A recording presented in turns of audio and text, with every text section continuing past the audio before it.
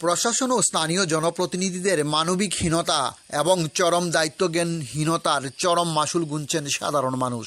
ধনপুর বিধানসভার তেলকাজলা বানিয়াছড়া এলাকার সংযোগকারী ঐতিহ্যবাহী তেলকাজলার ঝুলন্ত সেতুটি দীর্ঘদিন ধরে মরণ ফাঁদে পরিণত হয়ে রয়েছেন।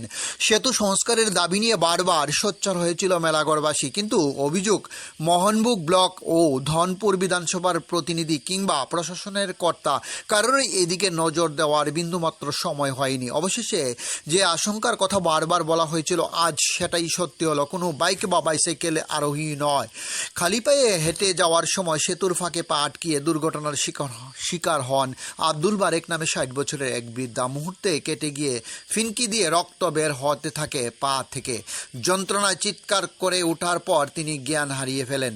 ঘটনা দেখে ছুটে আসেন স্থানীয় বাসিন্দারা। রক্তাক্ত অবস্থায় তাকে উদ্ধার করে ঝুলন্ত সেতু সংলগ্ন একটি দোকানে নিয়ে যাওয়া হয়। সেখানে মাথায় জল ঢেলে দীর্ঘ প্রচেষ্টার পর তার হুঁশ ফেরানো সম্ভব হয়েছে। স্থানীয় বাসিন্দারা বলেন, আমরা বারবার সতর্ক করেছিলাম যে কোনো মুহূর্তে বড় কোনো দুর্ঘটনা ঘটতে পারে, কিন্তু বিধায়ক কিংবা প্রশাসনের কারোর আমাদের কথা শোনার সময় নেই। আজ আব্দুল বারেক বাবুর সঙ্গে যা ঘটল কাল কোনো শিশুর সঙ্গে ঘটতে পারত।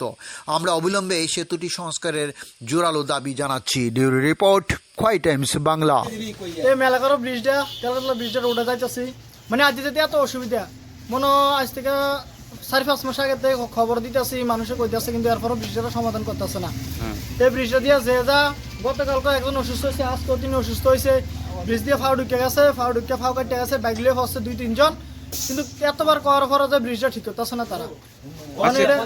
এই লোকটা কি হয়েছে আজকে? এই লোকটা আজকে আইতে লাগছিল, ডাক্তারের কাছে গেছে, শরীর ভালো না, তো রাস্তায় আইতে লাগছিল ব্রিজ দিয়া। তো ব্রিজের মধ্যে ফাড়া দিছে, রে ফাও ঢুকে গেছে, ব্রিজ খইয়া ফাট লয়ে গেছে। তারপর ফাও ঢুকে গেছে, ফাওড়া কেটে গেছে, শিলির কাম লাগতে পারে এমন দেওয়া যেতেছে আর কি। তো আমরা একটাই কথা, যে যাতে মানুষের ভালোভাবে যাতে করতে পারে, যে ব্রিজটা ঠিক করে দেওয়া। 2টা পঞ্চায়েতের আন্ডারে একটা ব্রিজ, এই ব্রিজটা ঠিক করে দিতেছে না, কাজ করে দিতেছে না। এর আগে একবার পাবলিকেরা ঠিক করছে মিললে, সেটা সরকারের থেকে কোনো সাহায্য পাইছি না। আমরা যাতে এটাই চাই যে ব্রিজটা ঠিক করে দেয়।